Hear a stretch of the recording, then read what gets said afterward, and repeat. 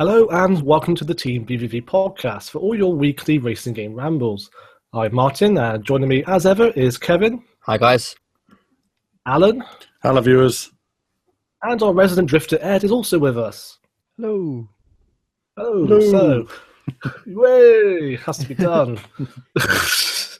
So if you enjoy the podcast, do like and subscribe. It helps support what we do. This week we are also giving away a Thrustmaster TMX wheel. So if you fancy a chance of winning one, all the details can be found on the website. So last week was that time of year where gamers gather in a hot and sweaty hall and spend more hours waiting in queues than actually playing games. It can, of course, only be EGX, essentially the UK equivalent to Gamescom. Alan and I were at the show last week, so Alan, what were your highlights? Well, I think highlight of the show had to be the indie game selection. A fantastic selection of indie games were there this year. And what was great about the indie games was they're just a very simple experience. You know, you go in, they're just a few hours play, you press start, there's no tutorial needed, they're obvious, they're intuitive, and they're well polished and well made. And I think the quality of indie titles up and down was fantastic. It's really moved on a long way from where we were, say, some 15 years ago when they were always a bit rubbish. So great to see how that's improved. Obviously, a highlight was PlayStation VR.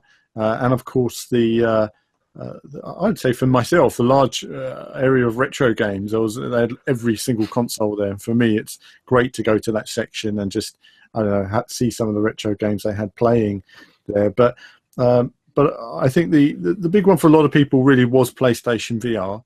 And I would say it's a negative point that the way it was handled in terms of, you know, having to apply before the show, I think didn't go down well with a lot of people, and I don't think worked in a very practical way. When you've paid your ticket to get in, you expect to be able to queue and use the things that are in there, and then you find out actually, though you've paid and all the rest of it, you don't have access. Yeah, it's especially annoying as well when the ticket has gone up in price as well. It's over like £20 now. Yeah. It could have been a bit better advertised, I think, because you can imagine people turning up from, you know, all over the country theoretically, and then being turned away. Yeah, I mean, a lot of people being turned away, and I think even for us, you know, as media, you know, I as a rule, I don't queue, and you know, I had a word with them. They wouldn't even let me. I said, okay, I'm not bothered. I said about playing. I just want to film people using the VR. Can we just film them using? No, we can't let you in there to film. That's how restrictive it was. So I wanted to film people playing various VR games on the PlayStation VR. I wasn't even allowed to film it. Very strict, very uncompromising. And I think for a lot of people that were turning up, I had a look at the EGX page to see what the feedback was, and people. If you look at the reviews on the Facebook page, they're quite eye-opening. A lot of negative feedback from this year. Oh wow, a lot of negative feedback. Well, one of the things I found was that the show just felt a little bit soulless. Very commercialised compared to other years. I think that's kind of slightly sucking the soul out of it a little bit. Yeah, the soul had gone, and I think it's so big and spaced out. When I first went to EGX years ago, it used to be near the Thames in some, I remember, some building there, and you went in. It was like caves. Everything was in little caves, and even if there's only one game in a room, it felt cozy, and there'd be cushions and people would be sitting around enjoying themselves. It didn't feel as big and as commercial. It felt like gamers just being together enjoying the games through being a game. And now it's long queues of people. In a lot of cases, people are queuing. I remember, I say Gamescom is a good example. There was a 9-hour queue to play Battlefield. Okay, now, and I remember saying, well, you can see videos of it on the internet, so it's not like you haven't seen the game. You know a beta's coming out in 2 weeks. Yes, but people want to play it so that they can go into school on Monday and tell their mates they've played it. That was the only reason why they were queuing for that many hours. Not because they wanted to play the game, but was because they wanted to tell other people they'd played the game. But presumably, if you've been queuing for 9 hours, you probably won't make it to school the next day, you know. Well, exactly. My goodness me, you'll probably have the flu, but being stuck in that crowd. But yeah, it was, you know, so I'd say that there's a never used to be about that. It was just about the games themselves. People just went to play the games. They didn't care about selfies and taking a picture of every single game they saw. The queues were especially bad this year, I have to say. I mean, the worst. I did admittedly queue up for Gran Turismo Sport because Sony wouldn't let me in. I did try. That was 45 minutes for literally a 2-minute go. Yeah, I mean, it's become a victim of its own success, I imagine. Because I think it's like any event. When it gets more popular, obviously it gets more commercialised. Yeah, I think EGX is going that way. Although it's interesting because this year, obviously, there's also the Insomnia event from Games. There's almost like a rival to it. Yeah, I've never been to it personally, but no, I have heard about the rivalry. Cropping up between them. They are hurting each other. Yeah, EGX was hurting. Because like a month. Insomnia is a month before EGX. I think when they first did it, it was like within weeks of each other. Yeah, I mean, do you know? And I go way back here, but the best game show there's ever been in the UK was the ETCS show. ECTS, and that took place years ago. It stopped in 2001, I think. No, actually, no, it went to 2004, but the best shows finished around 2001, and it was basically E3 in London. The shows were incredible. The stands were amazing. Oh wow, it was the best trade show I've ever been to. It was better than E3. Anyone in the games from that period will tell you that was the best game show ever. It had atmosphere, it had loads of screens, money was poured into the stands and into that hall. Just incredible. And I suppose that was at the end of September, which was great for the publishers because they had basically complete games which they were showing off. And what happened was that then when it got popular, they started to charge double the amount to everybody for their floor space. So where they'd be paying £100 a square foot, they were paying £400 a square foot. And then the publisher said, well, we're not going to do it anymore. And then ECTS went out of business and Gamescom took the money instead because Gamescom said, we'll do it for cheaper. Well, now the other thing's happening now. Gamescom is, increasing the price and everything. And it sort of goes the other way. And of course, then London or the UK was left with no show. So, in a way, EGX has sort of filled that sort of September void. But then a couple of years ago, we had Game had their own show, which was competing with EGX. And now you've got Insomnia and whatever else is happening. And it seems like everybody's battling for that ground. But in a way, they're very different areas of ground. Insomnia doesn't attract the general gaming public. It attracts a very hardcore PC crowd rather than, because it's a PC gaming event above anything else. But obviously the thing about that is that PC gamers are seen as affluent gamers. So to a lot of publishers, they're going where they feel the money is. It might be less people, but it's more expendable income. And that's what they're looking at there. But I do miss ECTS because I felt that ECTS should have been perhaps 3 days for the trade, and then perhaps 2 days for the general public, or 3 days for the general public as well. And I think it would have been amazing, But obviously, it doesn't happen that way. And I think what we're seeing is that the reason why we can't have a good show like Gamescom is because everybody's competing with each other. Nobody's working together. The UK games industry now, look at it, split down the middle. What you really need is UKI, the UK governing body, to say, well, hang on, we're going to arrange a show and we're going to merge other things, and, it needs EGX to say, fine, we're not going to be EGX, we're going to support this. But they're not, because EGX make money for Eurogamer, and in a way, I guess it's wrong, really, that we've got a publication holding the UK show, because really it should be completely independent of all publications. Yeah. And I think that's one issue there. And I think the other thing is Insomnia.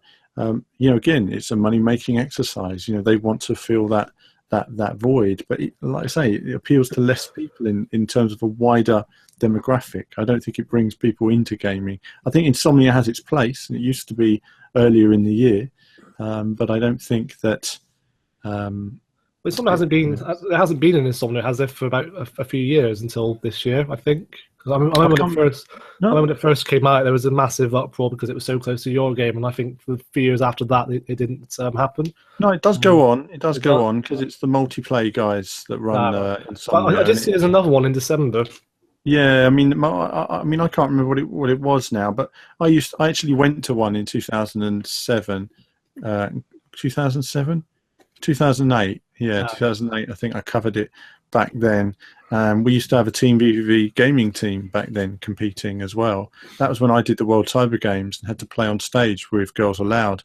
That was quite interesting. Sarah had to compete with me on Project Gotham Racing 3. Quite funny, actually.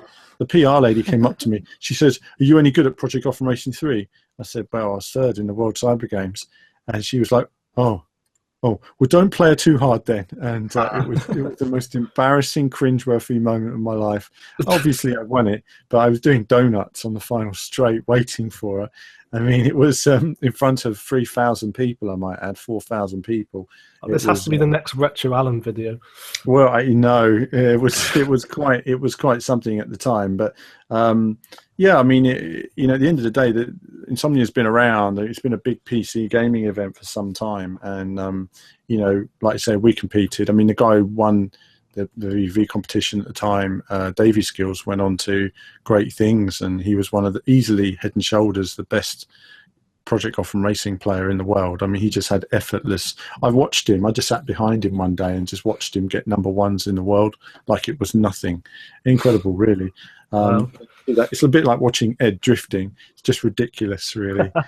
So, Ed, I look forward to your videos demonstrating your ridiculous skills. I've watched your videos, and it's just, I don't know, another planet for me. But I think that. Yeah, I think that in terms of trade shows, back to EGX, and I think it needs I don't think it's working as well in Birmingham. I think it needs a bit more soul, and I think that they would be better off trying to do another EGX Res type event in the autumn and capitalise on what they were good at, rather than trying to compete on a large scale with Insomnia. It really depends on next year. I mean, if they get support from Nintendo and Microsoft, yes, by all means, go for the mass event. But if they don't, I think that they need to start looking at their strengths, not their. I did harm it actually. Yeah, the lack of Nintendo and Xbox was really noticeable. Yes, and EA. There's no EA stand. There's no Ubisoft No, stand. actually mentioned. No. And I mean, EA, yes, they had titles there. They had Titanfall and they had Battlefield, but it wasn't like it wasn't a designated EA area like there was in past years. Yeah, I mean, when you have mass designated stands, it makes you wonder why these publishers don't just fly the stuff over. I mean, it's all in Germany. They can truck it to the UK and rebuild it. I mean, it would be amazing. I mean, the stands at Gamescom are absolutely enormous. I thought it was ironic too that this was a game show where you couldn't actually buy any games.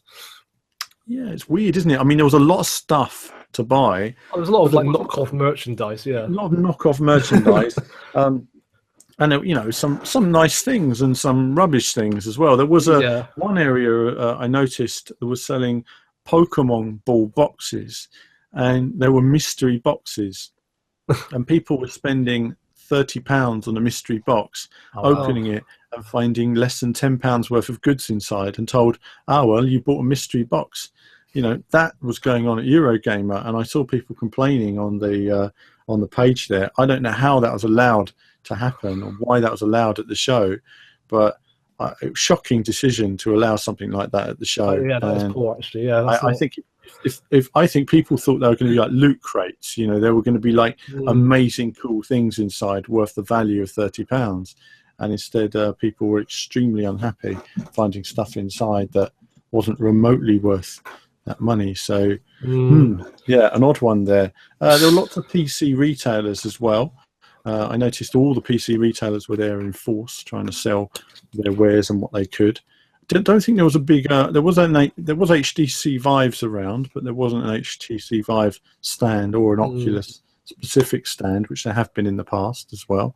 So there was quite a lot missing from this event that were at previous events, and I think it was even Project Cars weren't there. I mean, last year Project Cars had a big stand. They had an esports stand, didn't they? Yeah. They didn't have it this year, so there was a lot missing. In fact, one of the companies that had one of the best stands, I thought, though, was Namco Bandai. They had a Little Nightmares stand. I thought was really cool, and they had a big Tekken stand as well. Oh yeah, I saw that. Yeah, Tekken tournaments and Actually, stuff. I thought the main PlayStation stand was tiny. Did you see that? No, I don't know which one you mean, because it was pretty big. I mean, because you had the VR at one end, PlayStation in the middle, and then it just seemed a bit more condensed somehow. It was a lot more crowded to like walk through. So I think the actual stand was with less screens than before, maybe. It was certainly more condensed. I mean, for sure it's condensed. I mean, at least they let you walk on the stand. I mean, in the past, they've actually restricted you from getting on the stand at all. And, that was quite a pain. I remember a few years ago when we were briefly part of the Eurogamer network, and luckily I got access to anything. But it was still lucky for us at the time. I managed to get some good hands on everything before the show opened, because we were allowed in half an hour before the show started. Yeah, at that time. Good times. Unfortunately, that's gone now, but it was handy. So yeah, I think your EGX, they need a bit of a rethink for next year. None of the mystery boxes, get rid of those. But I'd say be a bit more careful with some of the merchandise stalls they're letting in there.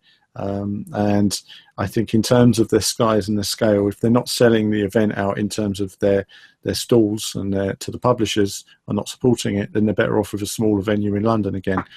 Because I think it's better that it keeps its niche and its value to the core gamers rather than sort of completely selling out as a commercial event.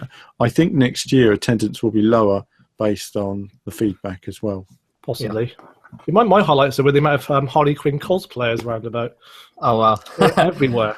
Yeah. They were everywhere, weren't they? Yes. Not see a Harley Quinn cosplayer. Yeah, everybody's doing it now. It's so boring. It's so dull. Everyone's doing it. Isn't it? Everyone was. It was the same with Gamescom. Everyone was Harley Quinn there at the moment. Oh, for God's sake! Trying to look just like Harley Quinn, and some of them do a good job, and some of them don't. Yeah, but I think we'll leave that there. Exactly. Yeah, we should probably talk about some games that we saw there, apart from Harley Quinn cosplayers. Yeah. You touched earlier on the indie section. I have to say, I spent a lot longer there this year than I did other years. There was so much good stuff there, and also not very many queues as well, which made it a bit more bearable. It did. I mean, you could just go up and sit down, couldn't you? At nearly every game within 5 minutes. So I guess the main racing game in that section was obviously Mantis Racing. Kind of top-down racer, kind of harkens back to Micro Machines, MASH, games like that. I don't know what you thought about it, but I quite enjoyed it. Kind of throwback to those sorts of games. Yeah, I mean, I enjoyed it. I think that I enjoyed the dirt tracks. I wasn't as keen on the city circuits. No, very dark, isn't it, on city circuits? Yeah. Some areas I had more fun on the dirt tracks or sliding the cars around because they're quite drifty. That's what I found. The dirt tracks handle well and they're fun. I have to admit, though, occasionally I was driving into caves and I couldn't see where I was going. Yeah. So that's not good. The car needs headlights or something to see where you're going. But the city tracks were dull, lifeless, and didn't engage me at all. I would have preferred more, forest environments or something like that. I think that's a potential problem, though. There's not that many environments. I think there's quite a few tracks, but there's only 2 environments, I think I'm right saying, the dirt and the city city environments, and there's lots of different layouts and tracks within those environments. Just not enough, is it? There's a bit of a danger there. It might become samey. I mean, we've been having a go recently at games that's only got like 4 environments. So half that, is very low. So you need like 6 to 8 environments really, and multiple tracks in those environments. So 2 is very, very low, isn't it? Yeah. The one thing I did notice, though, which is quite refreshing, there were no weapon power-ups, which is quite a rarity in sort of top 10 races now. Oh, really? Yeah. When I was playing, I was just sort of, where's the button to fire a missile at someone? But there wasn't one. Yeah, it's getting a bit saturated at the moment, isn't it? Miniature racing. I thought it was good, though. It put the focus back onto the actual racing. Yeah, it stands out because of that, doesn't it? So ironically. Yeah, exactly, yeah. So that's interesting. Yeah, certainly engaged you, but for me, definitely. Visually, it was nice, detailed. One's in 4K, don't forget, on PS Pro. 4K. Yes. 60 frames.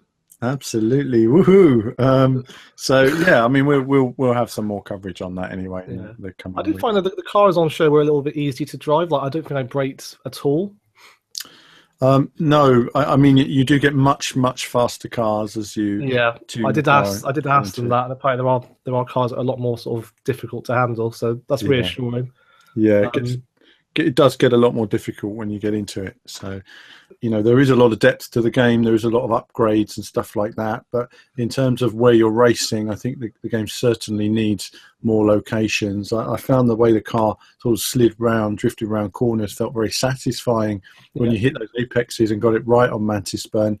But I have to admit, after a long period of playing, I did find myself feeling quite dizzy because you do have to concentrate quite hard. And also, when you're driving into caves, you can't see where you're going. It gets very dark, and I often would just be following the car in front, not actually being able to see my car or the ground at all.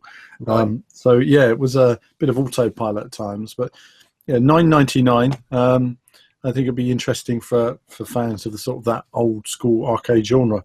Yeah, it was fun. I thought overall fun to play. Kind of, it takes you. A lot of people apparently said, "Oh, it takes me back to Micro Machines." That kind of nostalgia, but at the same time, it still has that kind of modern feel to it with visuals, for example. Yeah. Is there any like big vehicles like trucks or buggies? Oh, there is. Like a Mad Max style, like massive dump truck, I think. Oh wow! Which is quite interesting because apparently you can use that to sort of smash into fences to create new routes and stuff like that. Oh, excellent! This sounds good. Yeah, so there's quite a good sort of tactical element to that. Nice. Almost reminds me of Motorstorm in a way. I was going to say Motorstorm. Yeah, you had the different routes, didn't you? You had the bigger stuff going low, and you had the lighter stuff going up the high routes. So yeah, it looks like there's rally cars, there's buggies, there's trucks. Oh, right. So very much Motorstorm vibe. Excellent. So looking forward to it. It's almost like Motorstorm RC in that sense, I suppose. Yeah. Just when I asked the developers what some of their favourites were, that did crop up. So maybe that does kind of feed into the design, I think. Oh, absolutely, yeah. Well, they're interesting. They also said that the founder of the company was one of the developers. I think it was Max Rally. Max Rally? Was it called Max Rally? It was Rally something. On like the Amiga. Max Power, maybe, or something like that? No, it wasn't Max Power. So yeah, Max Rally it was called. I just looked it up. Too far back for me. Alan? I can't remember now. Bloody hell. Amiga. I mean, unfortunately, I never had an Amiga. I was one of the poor kids of an well, I say poor kids. I had like an Amstrad, which was awesome. I'm just looking, I don't recognise it. No. It's like it's just like a top-down Micro Machine style racer by the looks of it. Mm. Oh well, we'll have to look into that. So yeah, that's Mantis Burn Racing. Apparently, it's coming out relatively soon. They're going to announce the date very shortly. So no doubt we'll have the news on that on the website very soon. So moving on to what else was there? Gas Guzzlers Extreme. We had a video on that recently from EGX. Safe to say we weren't too impressed with the performance. It's very low on fuel at the moment on Xbox One. Put it that way. Gas Guzzlers Extremely Poor Frame Rate. Its full name. Yeah. Yeah. It didn't look good, did it? Like literally, we're literally talking. Well, yeah, literally pausing, wasn't it, Alan? Yeah. There's stuttering and there's pausing. Do you know? A few weeks ago, I said that Moto Racer 4 in PlayStation VR was the worst game I'd ever played. But I tell you what, it's still the worst game I've ever played, but not by much. I couldn't believe it was like it was running in 240p. The graphics were so pixelated. The anti-aliasing was so poor. The resolution was so poor. The frame rate was absolutely dire. I was playing it and thinking, my goodness, this game's going into certification now with Microsoft. I can not see how it's going to pass certification. It is not at a basic level of playability, and it shouldn't be released in the state it's currently in. They said it's coming out in 2 weeks. Yeah, they're saying that. I can't believe it's going to get released in that state. No. We'll have to wait and see. I mean, I can't believe it'll pass certification in that state. I mean, currently the PS4 version is scheduled in for Q2 next year. Yeah, I imagine. Yeah, they'll probably put the Xbox One release simultaneously with the PS4, based on what you're telling me. So, I think that would be wise. Yes, absolutely. Yeah, it certainly needs a lot more work. I mean, the game itself could be good fun. I mean, but the handling wasn't great, but it really wasn't helped by the terrible frame rate. And I've looked at videos of the PC version. It looks pretty good on the PC. Runs at 60 frames, obviously, on people's PCs, but it looks pretty good. The handling's a bit weird, but people have fun shooting each other and blowing each other up. So it's got potential as a game. It's just not got the conversion quality there yet. So it's got 8 different environments, so that's a good number now. So we can't complain on that. Well, I hope so, because this game came out 3 years ago on PC. We should add. This is not a brand new game as such. It's a port of a 3-year-old game. So you'd hope it'd have a lot of content. Yeah, very true. 42 tracks as well, so it's certainly not short on content. But yeah, technically it's a mess right now. I think it's fair to say. Absolutely. Yeah. Did you try the combat arenas or just the races? I just tried a race, and that was enough for me. I literally played it. You'll have seen in the video. I mean, I just played it. I thought, I can't believe what I'm actually playing here. It was. I'm sure other tracks and modes seem to be running better than whatever I picked up, but the mode I picked up and played was so bad. I just thought, I'm going to swiftly move on now. There's a bit of video content done. I don't know why the developers were showing that build to the general public. It wasn't. If that's what they're expecting people to buy, then well. As I say, I can't believe Microsoft will allow that through the certification at this stage. Yeah, I tried the car combat sort of arenas, which were interesting. Not only was it car combat, there was actually zombies as well and other weird monsters, which I wasn't expecting. No, how was the frame rate, Martin, on that? Was it great?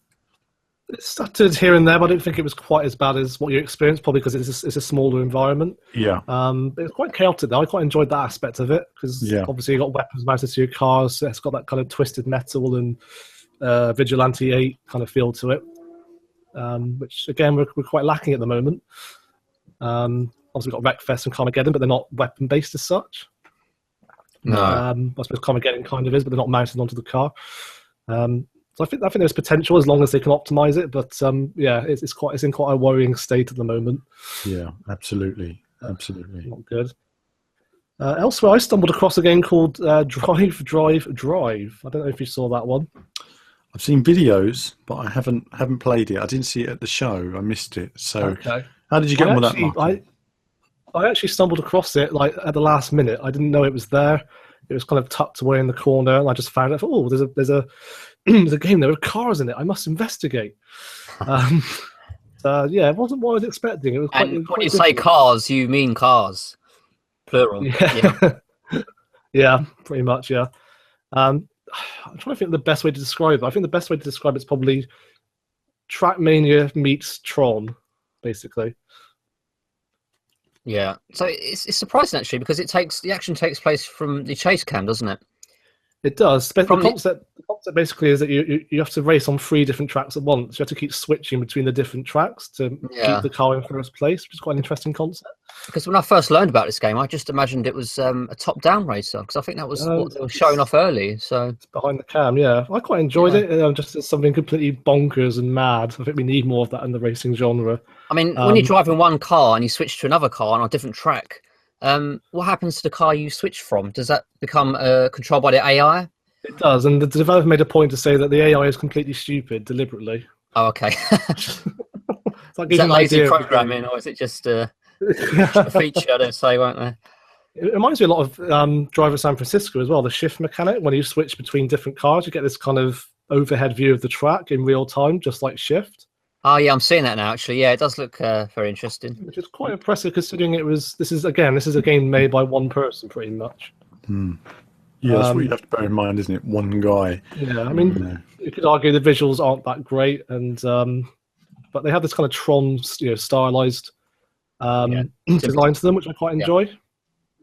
And there's a track builder as well. It's quite basic compared to Trackmania, but it's there. You can create all sorts of weird and wonderful designs, including track shaped out of dinosaurs and stuff like that.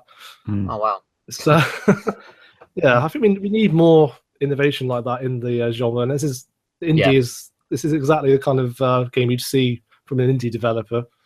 Absolutely, yeah. We're looking to indie more and more, aren't we, for these sort of creative games? Yeah. And they're not disappointing, are they, sir? No, we're hoping to get some footage of that soon, actually, from the developers. So we might see some of that quite soon. Great. Yeah, I look forward. It sounds unusual, but like you say, it's good to try innovating with new ideas. It's unusual, it's chaotic, but it's good fun. It's hard to judge whether or not it works as a full game. Like, I played obviously for a bit, but would I keep coming back to it? That's the only thing I'm kind of thinking. Is it one of those things that's just a gimmick when you first try it and then you play something else? I don't know yet. But I think the track creator might help with that. But again, yeah, very, very impressive stuff considering it was made by one person. Yeah, amazing. So what else was there? I played Driveclub VR as well. Again, I didn't really get enough time on it, to be honest, to really make an informed judgment. Did you have to queue long for that? No, not as such. Like Alan said earlier, this is one way up to pre-book a slot.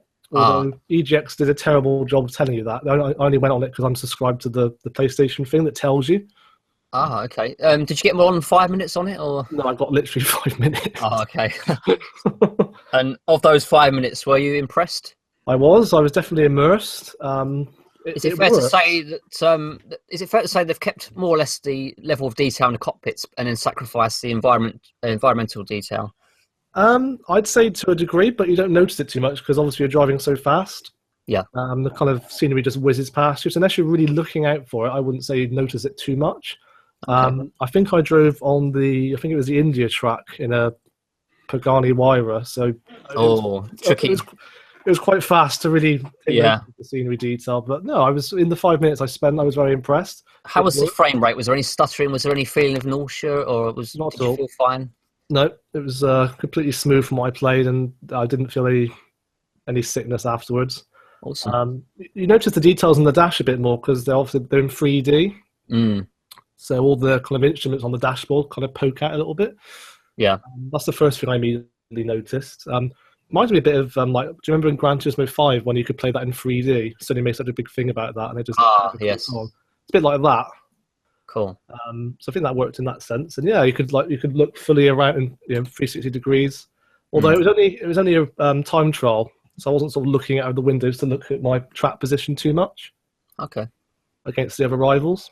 But yeah, other than that, very, very impressed. That is, at the moment, for me, the kind of definitive VR racing game at the moment. Yeah, and it's included with the demo disc with the PSVR, isn't it? So a lot of people. What I played, I expect, actually, now you mentioned. I bet that was the demo on the disc. Yeah, possibly, yeah. Quite possibly. So, yeah, when you get the demo, if it's a Pagani Huayra in India, you heard it here first. Yeah. So that was that. Anything else take your fancy, Alan, at the show? I would say Battlezone VR, yes, PlayStation VR. I did play that as well. My first time playing that, and you go into the headset. You see it on the screen, and it's just nothing like on the screen what it is when you're wearing the headset. It doesn't do it justice, does it? It doesn't do it justice at all. I mean, the scale of the tank you're in is quite large, and you go into this world, and I think I initially felt a bit in terms of sort of motion, but within. As soon as I started shooting bad guys, I just forgot about all that. And it was really intuitive as well. I was looking in the right direction. And then when things started to come from above, I was looking... it's really cool when something's overhead and you have to physically look up and shoot it just felt so intuitive. And I just did it all. And afterwards, the guy that was there said, wow, I didn't have to explain anything to you. I said, no, I know what I'm doing. And a bit of a Kimmy, actually, moment. I just knew it was obvious to me. Look, that's my guns. That's how I change guns. It's not a complicated game, is it? No, but it's great. It's very satisfying because you've got this normal sort of tank cannon, and it's got a range, sort of few lines on it to determine range, and you're firing where they're going, and you're judging the distance. And when you're getting that right, and you're just blowing hell out of them, and you're shooting these big guns from across the map, it felt great. So very impressed. Multiplayer could be awesome. I think it's the career is procedurally generated or something, isn't it? Right. I didn't know that. Okay. But they do have a lot more in terms of locations to show off, and and they show at the very end of the demo, they show you some of the other locations, and you're just looking at it thinking, "Damn, I want to go into that." It looks so cool. But no, very impressed with it, and it's certainly again on my eventually one day if I get a PlayStation VR on my PlayStation VR list. Yeah, sure. Absolutely. Yeah, definitely that and Driveclub VR definitely sold me on PlayStation VR. I just hope, again, there's enough depth to it to keep me coming back, or is it just going to be a kind of throwaway sort of game? Well, I think there's going to be enough. I mean, it depends on It depends on Driveclub, but I will just say, the official Sony titles run perfectly. There's no frame drops. Absolutely perfect. Driveclub ran perfectly, I have to say. They're well tested in terms of not giving you too much nausea for the most part. The actual launch titles, that is, not the other in development titles. Can't speak for those. The pixelation isn't too bad. They've found whatever system they're using, reprojection system they're using, they're smoothing off the pixels really well. And I wasn't noticing the lack of resolution in quite the same way I was when I tested PlayStation VR last year. Improved quite a lot in that time. So yeah, I still noticed a little bit in Driveclub VR. You still get the sense of it should be a higher resolution. Yeah, it's a slightly misty feel. So they sort of blurred the pixels, and there's a slightly misty feeling, and you feel, it just needs a bit more clarity. So obviously we're not there yet. We'll probably see second-gen headsets next year, and then we'll all be buggered with our first gens.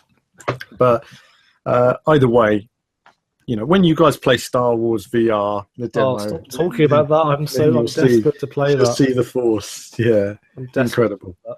No, I'm not saying I didn't like it. I still, like I said, it definitely sold me on the technology as an entry-level VR experience. It definitely did the job.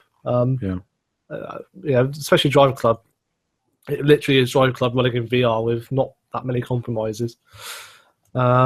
So, I mean, other than that, my other highlights really were just, like you said earlier, the retro zone. There was such a wealth of games on show. We had this new system as well where you can actually book out like certain games that you want to play. Almost like a retro library. Did you see the Mario Kart zone as well, where they had like every single Mario Kart on display next to each other? I'd have loved that. That was just that took me back. Every single retro. Yeah. Oh yeah, I love the retro area. It was funny actually. There was one title I highlighted in my video. They were showing Soulstar running on the Mega CD, and the soundtrack to Soulstar is one of the best soundtracks to any game ever. It was incredible when it came out. Totally blew me away. And that guy then went on to make the music for Tomb Raider 1. So if you heard the music in Tomb Raider 1, it's very atmospheric. It's quite eerie, actually. It's beautifully done. It stays with you, doesn't it? Over it does. It stays with you. When you put on Tomb Raider now, there's a real creepy, weird feeling of, that brings a feeling back to you. That was the time it was. And that guy was a fantastic musician. And Soulstar he made before Tomb Raider, and it was, fantastic. So it's great seeing these old machines and systems and a lot of younger people who've never seen these systems playing them for the first time as well. It's really, I can't imagine what it's like now for people to go back and play some of these consoles like a Super Nintendo, having never ever seen the first one. time, you mean? For the first time. It's a strange one, We're showing our age a bit here. But I saw I saw a GIF earlier today about this guy sort of blowing cartridges, because you'd always have to blow them to get the dust off them. Just something you did, you don't do anymore. The concept of it. I remember that. There are loads of Star Wars games as well, I noticed. There's like a whole row of different generations of Star Wars games. Right, yeah. Did you notice that? No, I didn't notice that. I did actually see Star Wars. I didn't know that was all of them there, but yeah. They had the original SNES Star Wars games. They had Dark Forces, Force Unleashed, was it called? Oh, actually, you mentioned it. Yes, I did see some of that. I saw some of that. Yeah. And my personal favourite was it Rebel Strike on GameCube? Rebel Strike. Yeah, well, that's my favourites are obviously that one, the first one of the two GameCube titles I like the most, and also Super Star Wars on the Super Nintendo and Super Empire Strikes Back were both phenomenal games as well. Phenomenal games. Love those. I still remember. I've got all the passcodes for each level written down in the instruction booklet. I remember watching. As an absolute geek, I remember watching Games Master. Oh, right, God, yeah. Back in this would have been '92, and there was this guy Steve Merritt who's a writer for Mean Machines or something like that, and he went, "This is the game your Super Nintendo was made for." And I remember going to the shops with that quote in my head. thinking I've got to get Super Star Wars. And then I met him. When did I meet him? I met him like 15 years later. I said to him that quote. He just looked at me like a crazy man. But yeah, I mean, it is quite funny. But no, Super Star Wars, when it came out on the stairs, wow, I tell you, it absolutely blew our socks off. I could not handle the goodness. I did swear at that game quite a bit though, because it was brutally difficult. Yeah, it was really, really, really hard. And it had some big jumps in it that were really tricky, and yeah, just some very tricky sections to it. Yeah. Tough game, you know, 16 levels, and there was no game save, was there, on Super Star Wars? Like I said earlier, yeah, passcode. You had to note down the passcode when it gave you the level. No, that's Super Empire Strikes Back. They brought in the code. Oh, is it? Okay. In Star Wars, I think you had to do it all in one go. Oh my God. So it was pretty epic. You had to go through it in one continue, basically. Can you imagine the outrage if a game did that today? Oh, yeah, they wouldn't be able to live with that nowadays. Can you imagine? Yeah. I mean, we know if the loading screen's like 10 seconds. Yeah. No. Well, can you imagine exactly? Can you imagine people having to be good enough to actually learn a game and get good at it? I mean, last year I was playing on my JXD and I was playing Revenge of Shinobi on the Mega Drive, and I used to be ninja in more ways than one playing that game. And I played it last year and I was like, wow, you know, it's so hard. And I learned this whole game and I was effortlessly able to complete it on one credit. Whenever I turned it on, I could just complete it. And I look at it now and think, I just don't know how I did it. But you know what it is? I had 4 games. That's all I had for a whole year. So you just became really, really, really, really good at them.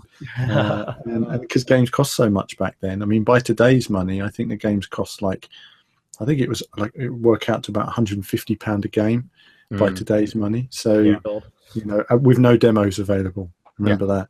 So, yeah. I was just to Wipeout 2097 was there as well. That was good to see. Yes, which actually this week celebrates its 20th anniversary, I believe. Oh wow! Oh my God! 20 years. Oh my God! It's scary. It's very scary. Very scary. Yeah, I just looked it up. September 30th. So yeah, this week is the 20th anniversary of Wipeout 2097. Goodness me. It's crazy, isn't it? I mean, how time's flown. You know, I remember. Yeah, I remember that. I remember launching it. I was working in store actually at the time in HMV, Chocodero. I had to tell the manager I wanted it on the big screen. They used to have a big screen at the front of the shop, and I wanted Wipeout 2097 on there. Got them to put it on there. Such a gamer. Next to it as well, there was the original Sega Rally as well on was it the Saturn or? Yeah. Another classic. Yeah. Yeah. Well, yeah, this was, of course, this period 20 years ago when Sega launched Virtua Fighter 2, Sega Rally, and Virtual Cop all within a short time, and they blew everybody away. It was like, oh my God, I can't believe the Sega Saturn is doing this. Why didn't you launch this stuff ages ago? And it was because it was so complex to make games for. But Sega really got on top of it, and made some fantastic games. But by this point, it was already dead. At this point, PlayStation had already won the battle and destroyed it. But yeah, this autumn was 20 years ago was fantastic for them. So that's probably enough retro stuff. We should probably move on to some current day stuff. So I guess we should do some news. So we touched on Driveclub VR earlier. That now has a firm release date. Unsurprisingly, it's coming out on the same day as PlayStation VR. We kind of knew that already. No way. No, I know. Total shock, total surprise. But at the time it wasn't confirmed, so I thought I'd just throw that out there. Yep. Well, it kind of leaked ahead of time, thanks to Japan. As it always does. Yeah. Yes. Although, like we said earlier, there's going to be a free playable demo of it anyway. So if you buy a PSVR day one, you'll get to sample it in some way anyway. Yeah. Looking quite promising. The price has been announced as well. I don't think it's been announced for the UK yet. Okay. It'll be $39.99 and €39.99. So probably about 50 quid, knowing our. Yeah. That's quite a lot of money, actually. That's more than you expected. Yeah. Yeah. Yeah. Bearing in mind it's only a portion of the game. It is only a portion of the game. It's not more of a game because it's in VR. I would have thought $19.99 would have been a nice approachable. Yeah, I'm trying to find a UK price, but it was on Amazon. They seem to have taken it off. Although you will get a discount though if you're a season pass holder at least. So I guess that's some consolation. They're leaving it very late, aren't they, for a retail price? I mean, it's out in 2 weeks virtually. So, oh my God, yes, 2 weeks till the launch of PlayStation VR. Yay! Yeah. And Sony are barely talking about it. It's really weird. Very strange. Yeah, I can't find a UK price yet, so I guess I'll have to wait what happens on the PlayStation Store. There was supposed to be a physical launch, as far as I know. Yeah, that's right. It seems to have gone off the radar. I'll have to come back to that then when we find out. Apparently, it's going to be 114 tracks. Well, that's obviously there is some exclusive content, isn't there? So yeah, there's five urban locations new to the game, so that's good to see. Yeah. Kind of like this, it's like the swan song, I think, of the game. Really, I'm hoping it's going to be the send off it really deserves. Yeah, no doubt. Yeah. Actually, on the subject of Driveclub, there is a collector's edition vinyl soundtrack being released. Just 2 days' time. There's lots and lots of tracks from the Driveclub and the Driveclub Bikes expansion. Yeah, I saw that. Was a nice surprise. Yeah, it's a nice surprise. I will just highlight the fact that actually another game called Res is getting a physical release for PlayStation VR, and they've released a vinyl for Res as well. Picture disc vinyl, which is really nice, really collectible. And there's another PlayStation VR game called Thumper coming out, which looked really cool, and I covered that before. And that's also got a vinyl coming out for it. Oh, wow. So, we're getting this sort of collectible vinyl trend, which is quite interesting. And the Driveclub one is actually red. It's completely red. So it's stunning. I'm not really a vinyl person. Is that Res game like the same as the retro one that was on the old PlayStation 2? So, yeah, I think it's like a remake of it. It is, with an extra area. So it works in VR. So imagine Res as it was, with big headphones on your head, pounding. It's going to be amazing. I love That was Res. a fantastic game. I love Res. I thought a game like that would actually give you like motion sickness, because there's a lot going on, there's a lot of colours, a lot of speed. Yeah. Hopefully it will. Hopefully it will, because that motion sickness will take you into it. Sorry, Ed, you carry on. It's with Res, is because of everything hitting to the beats and stuff, and then as the environment changes around you, it's that the musical changes. I imagine it probably end up being quite psychedelic in VR. Yeah. Well, it's just that beat, isn't it? Boom, boom, boom, boom, boom, boom, boom, boom, and you're just going to be there, just sort of pounding to that. Yeah, you'll be there 3 o'clock in the morning, just chilling out. Well, let's face it, it's not going to be as bad as Trackmania Turbo in VR. Oh no! No, Trackmania Turbo. Oh my God! Now that was the earlier version of that was difficult to stomach. I have to admit. The concentration was hard, but the replay mode, geez.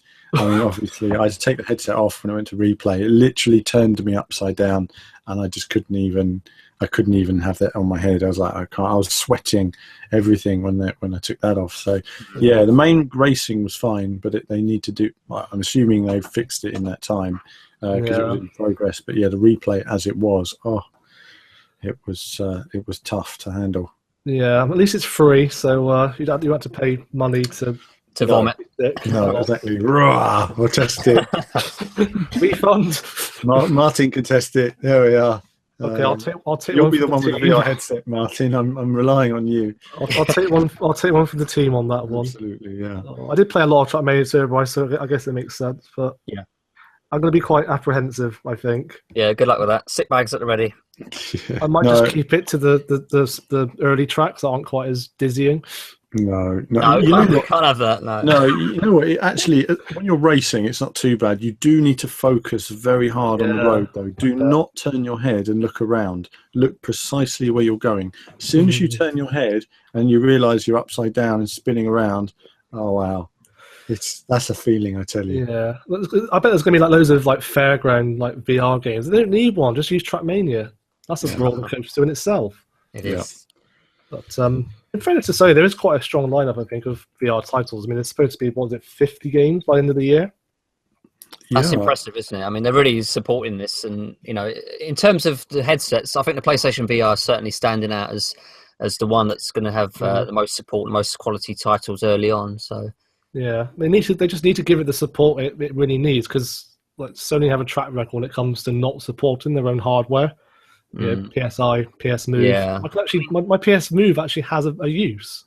I'm hoping that the VR is better than those peripherals that you've just stated. I mean, it seems a little bit more substantial, and I just hope it's going to, break new tech, and we get a version 2 down the line, and people embrace it, and they jump on board when they get a price drop, and hopefully the games won't be too expensive. Although the Driveclub VR price is a little bit worrying, I have to say. Yeah, we'll have to see what the UK price comes. I bet it'll be $29.99, something like that. I predict that would be not too bad. Yeah. Although, I mean, if anything, the enthusiasm from Sony on VR and the amount of games coming out hopefully just encourages the genre to flourish. Yeah, it just needs that bit of support, because we need the more mainstream titles to start picking it up. It's good that things like Driveclub are picking it up, because then we get more of it going on. We don't want it to die out on us. I'm sure it's not going to die out, but it could lose a bit of momentum. And it's good that there's things happening with Sony. Yeah, absolutely. I mean, the HTC Vive and the Oculus sales have plummeted. They cost over twice as much, though, I suppose. So yeah, it's a really high-end sort of peripheral. Whereas this is, I guess, it's more entry level, but it's still a lot of money to a lot of people. It's the price of a console, essentially. I mean, the PlayStation VR is the best shot that VR is going to get, basically. Yeah, so exactly. So if it's not going to work on a PlayStation VR, it's just not going to work full stop, or at least not at the moment with current tech. So it's given the best base to work off. We've got all those PlayStation 4s around. The VR's at a competitive price. So let's just hope that people do jump on board. Yeah, I mean, you've got PlayStation VR this year. They'll sell loads. You'll get a portion of people complaining about motion sickness. There'll be some games that aren't going to be as well optimized as others, but they'll learn a lot from it. And I think that when a lot of people try VR, they're going to see, wow, just how amazing VR is. And it really, for me, like you say, I play some of those games. I want to go back there. And I bet Martin probably feels the same way. I mean, stuff like that Battlezone or whatever. You just, stuff like Star Wars. You just want to get back there. And it's another land. It's another Star Wars, and I haven't. Yeah. Oh well, I was very lucky, I tell you. But yeah, it really is amazing. And I think looking forward, next year we're probably going to have second gen VR on Scorpio. The future looks good for it. And also I'll point out a Vive game made $1 million in a month recently, or made its first $1 million. Raw Data, it's called. So it's the first time that the return on investment has reached $1 million on a VR game.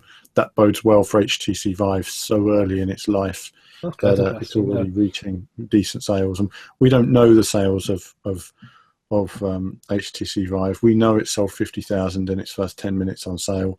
We know they were shipping 5,000 a week a while ago. So, it's getting out there. Do bear in mind that's £800 a unit.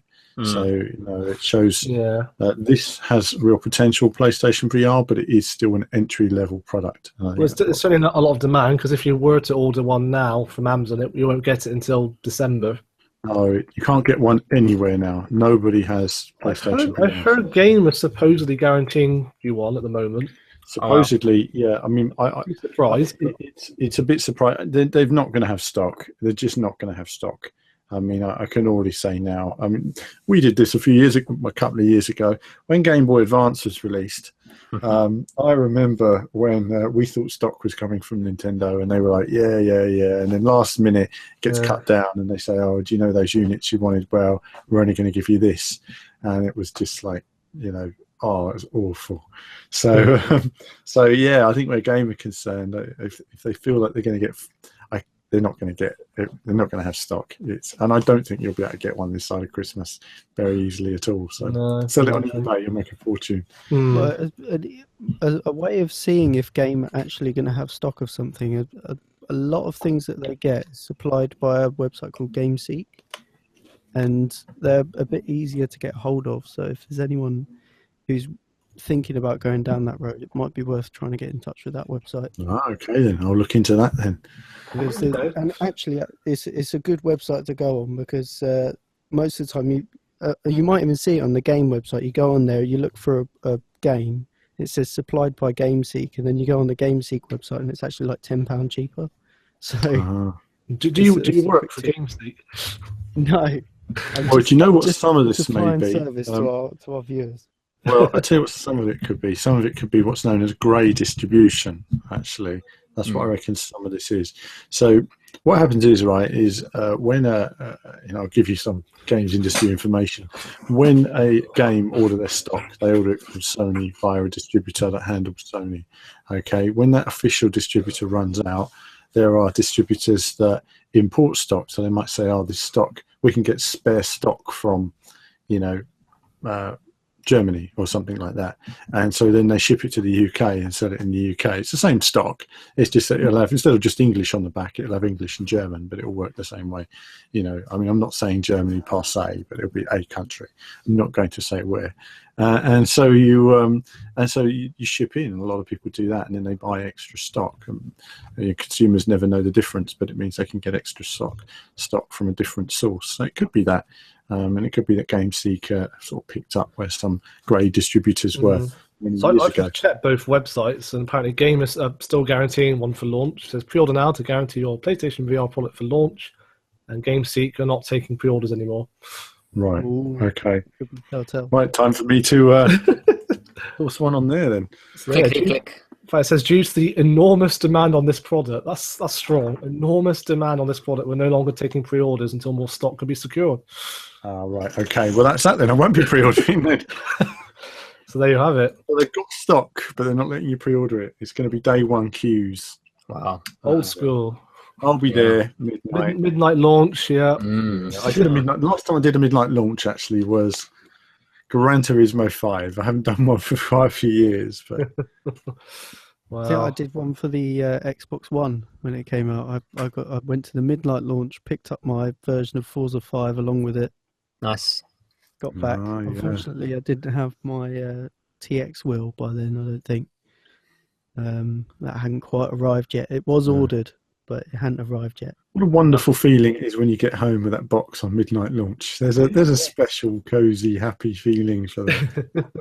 And there was also the happy feeling that I didn't have to go to work the next morning as well. That Even was better.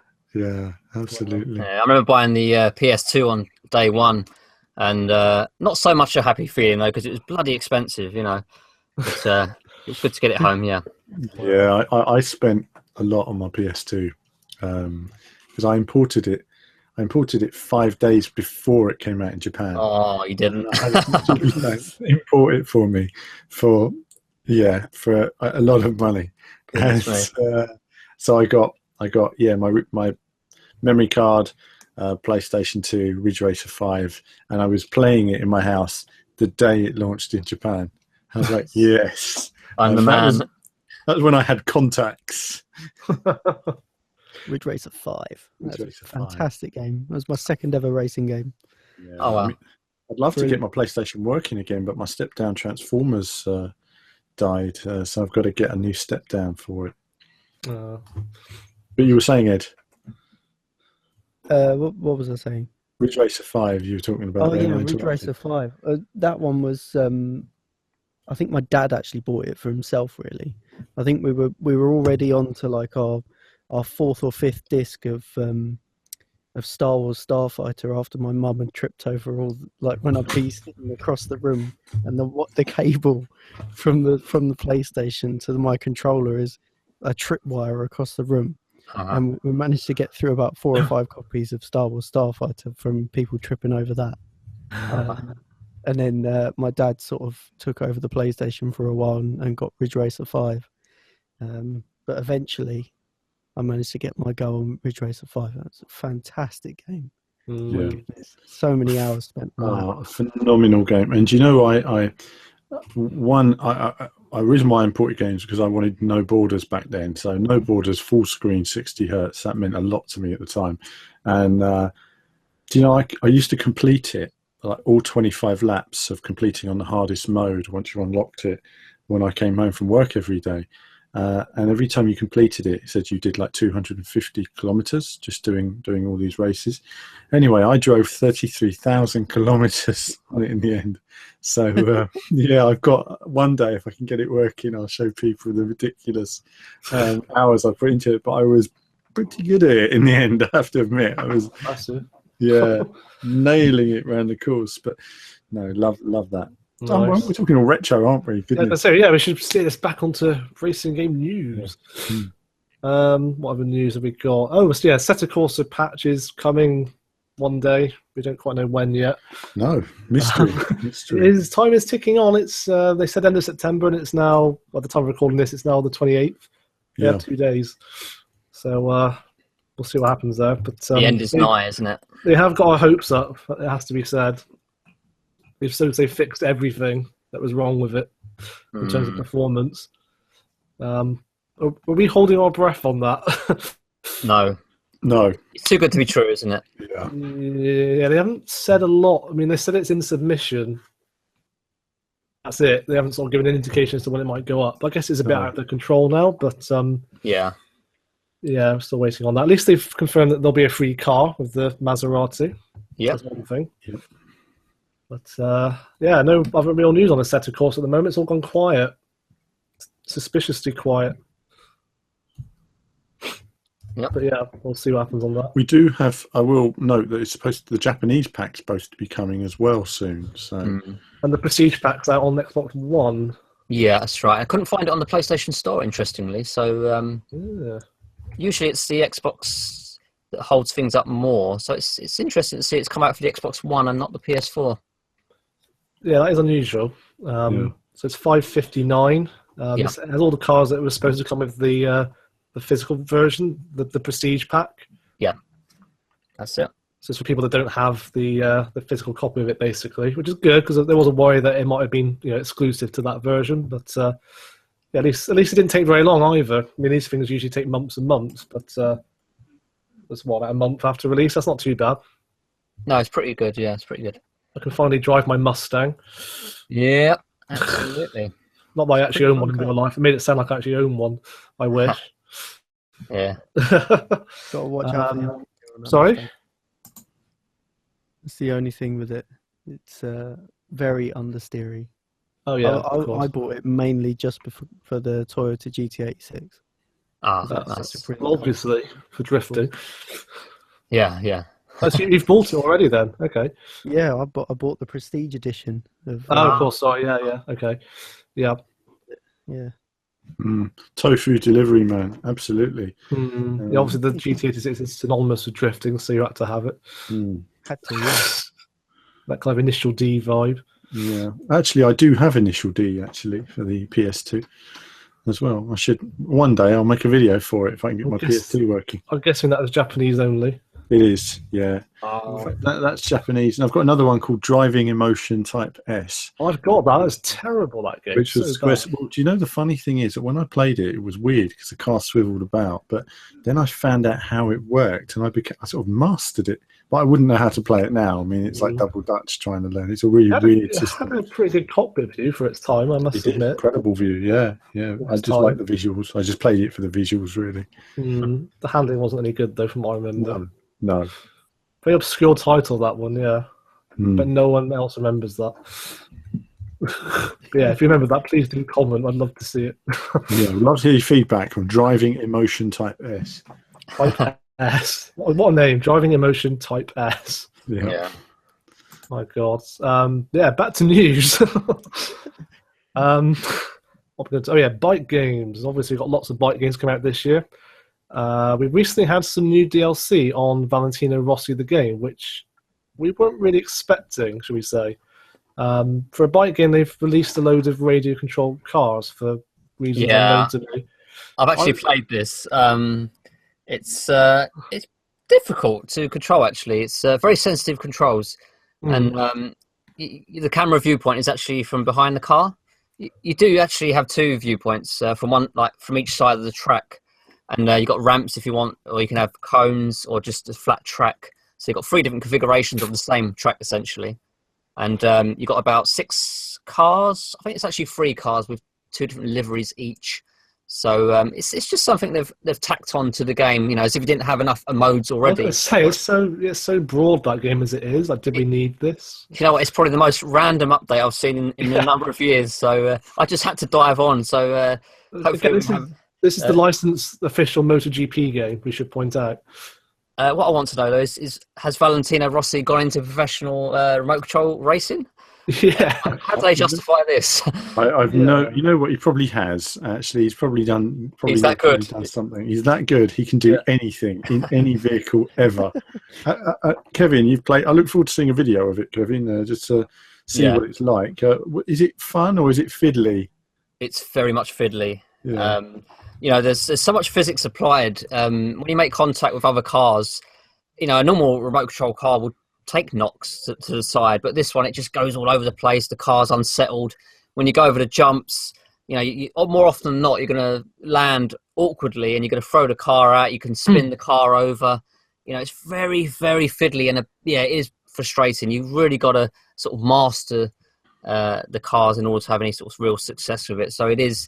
I wanted it to be a pick up and play experience, a bit of fun, and I've just added maybe a bit too much depth or a little bit too oversensitive collisions or collision detection, and it just spoils it for me. But you know, for a few pounds, I guess it's worth a little bit of fun with friends. I think that's a problem sometimes in milestone games. I do sometimes wonder if they tone down the realism just a bit, they might be more fun to play, like with MXGP, for example. Yeah, this certainly would have benefited from a more sort of simple system or a less sensitive system when you collide them with other cars and stuff. So I bet if you bought a season pass of Valentino Rossi, you would not expect to see this. You probably were hoping to have more bikes, and then you get this.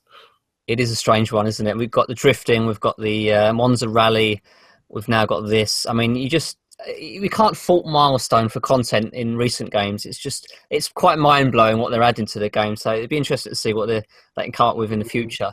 Is it top down, by the way, or is it behind the car? It's behind the car, surprisingly. Well, it is behind the car. It's a sort of a mix between top down and behind the car, but I would actually describe it as behind car.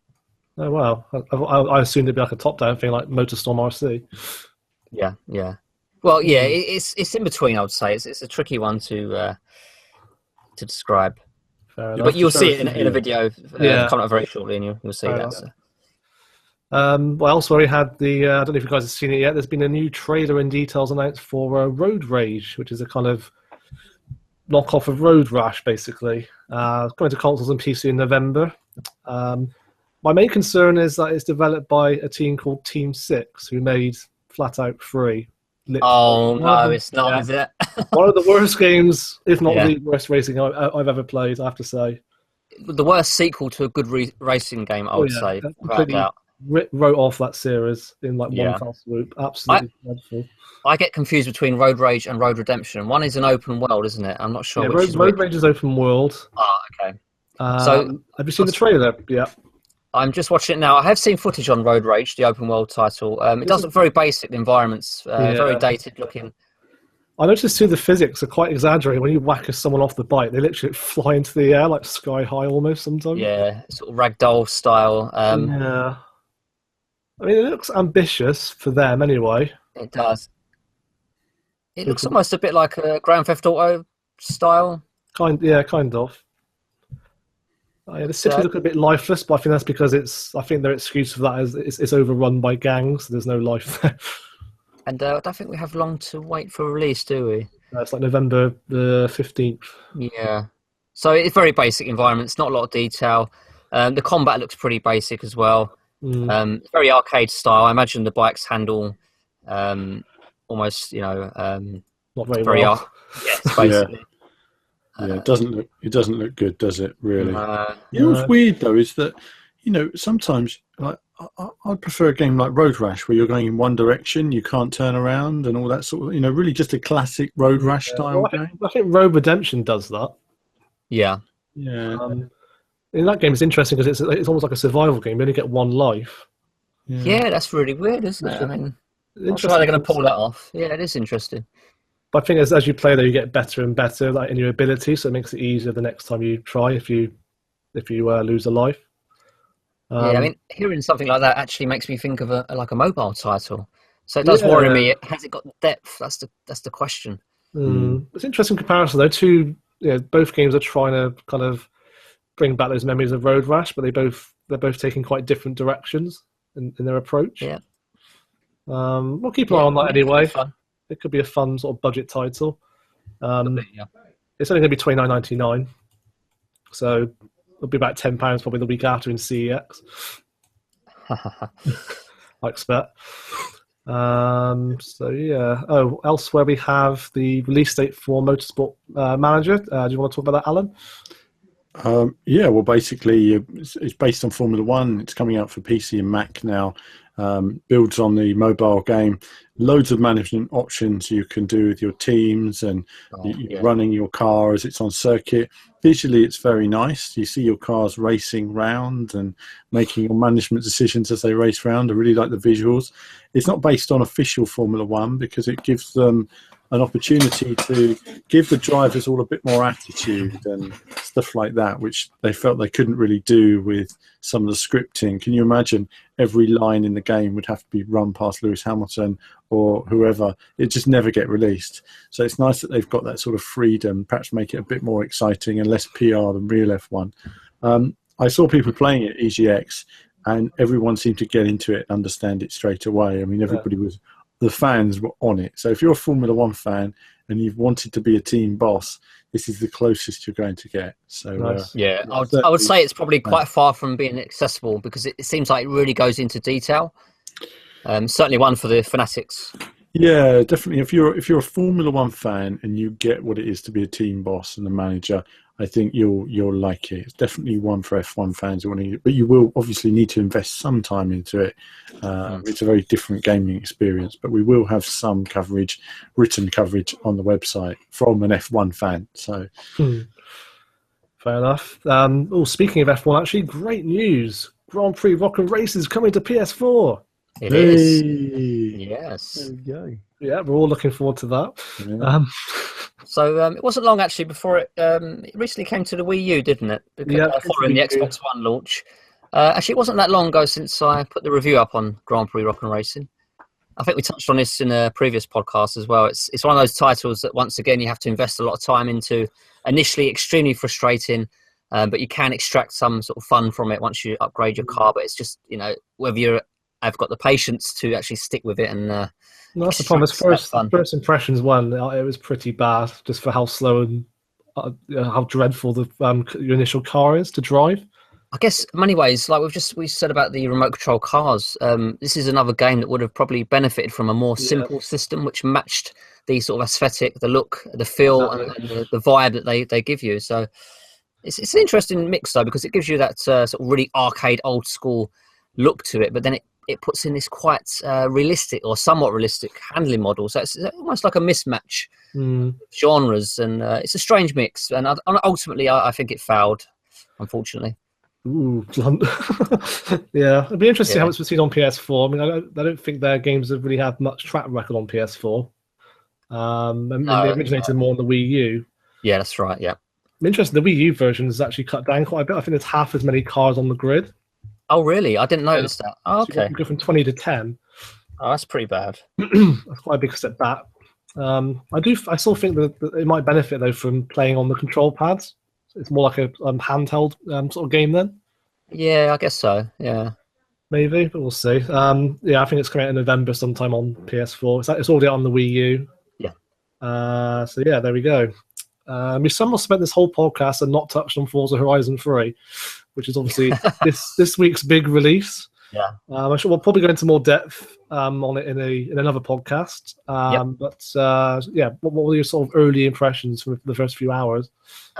There's a lot of driving from point A to point B in order to race a series of events. Then you do those events, and then you unlock another series of events. You drive to those series of events. I don't know. I feel like they need something to break that up. It does seem a little bit repetitive, even though I've not spent a great deal of time with the game. It's starting to feel repetitive. I just hope they've got something in the game just to make. It's not a good sign. No, it's not. No. To me, early impressions, I say that I had more fun with Forza Horizon 1 so far, but it's definitely a good title. But yeah, this is one of my concerns. That was it going to have the same wow factor? Because Forza Horizon was so fresh, so new when it first came out. Now, obviously, 3 games on. Does it really move the series forward that well? Because it's had such rave reviews. I kind of expecting it to be the second coming of racing games. Well, yeah, I would say the same. I mean, from the moment I press start and you choose a character, I didn't like this character selection. I didn't like, again, we had the PR person telling you what to do.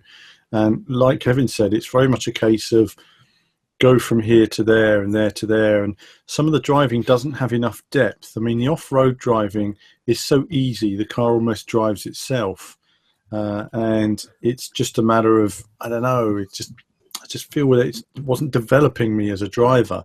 I wanted to start at one point and develop through all these different series and get better and better and learn new skills, and then really feel like I was a complete element at the end of it. And I feel that I'm just go around these and also the environment, unlike test drive, and I'll mention this on our Forza Horizon video, you don't interact with the environments. You don't get out of your car and walk in. I'm not saying it shouldn't be a driving game. Like test drive, you could, muck about with your character and give him a giant nose or something, dress him, or have a bit of cheesy storyline. But it was cheesy. It was fun. I don't know. You had houses, you had showrooms. You could look around at your garages and showrooms of different cars. It had that personality. Whereas Forza Horizon 3, it just seems to be checkpoint race after checkpoint race after checkpoint race. Where's the different game modes? Where's the different events? I want a bit more excitement from it. Yeah. Certainly, I think it's a visual wow and technical and incredible achievement. But I would say let's talk about that in another podcast. Yeah, we'll go into more depth. I'm just interested to hear sort of really early impressions, because it has such rave reviews, and I've played it for a few hours myself, and I kind of have the same feeling. But I think it might just be because I played the first two games and they felt a bit more fresh. So third game on, is it really changing the formula that much? Like, they've made tweaks and changes, but I'm not sure yet if it's the big sort of step forward for the series. Ed, what was your first impression? Very briefly.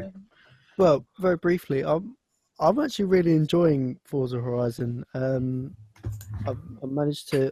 I have to say, with what you guys are saying, I think subconsciously, I'm actually realizing that now, because now that you were saying about like this checkpoint race after checkpoint race after checkpoint race, I've realized that actually the last hour of gameplay that I played, I've been just going to the PR events because they're way more fun. So that's. I think you're making fair points, but I think a huge part of Horizon for a lot of people is going to be the online modes. I mean, last time I was in a lobby of 12 or so guys from the old Forza days that I haven't spoken to since like the end of Forza 4, beginning of Forza 5. And it was fantastic. We were doing massive jumps in Koenigsegg's, trying to land on top of a barn for like an hour and a half. And I don't know if there's any other racing games that you can do that in and have that much Test fun. Drive Unlimited. Yeah, you used to do that in Test Drive basically is the only other game where people were doing stuff like that. And I think I think it's great for that sort of stuff. But like Alan says, we'll go into it in much more detail the next week or so. Yeah, I'll have to get some more hands on with that. Yeah. So let's just briefly mention as well, the other sort of big new release this week, which has kind of been forgotten about because of Forza Horizon 3, is Fast Racing Neo on the Wii U. Sort of being re-released in physical form along with the new DLC. Personally, I'm really looking forward to that myself. It's nice to actually have something to play on the Wii U for a change. Really impressed with what we've seen so far. The aesthetics and just the sheer sense of speed, really. It really takes you back to those sort of F-Zero days, which is something Nintendo has neglected for years on end for some reason. But there we go. Look forward to that. I think that's it, really. Is there any other news? Yeah, you guys? I think that's about it, isn't it? Yeah, probably covers it. Yeah. That covers it. Yeah, brilliant. Okay.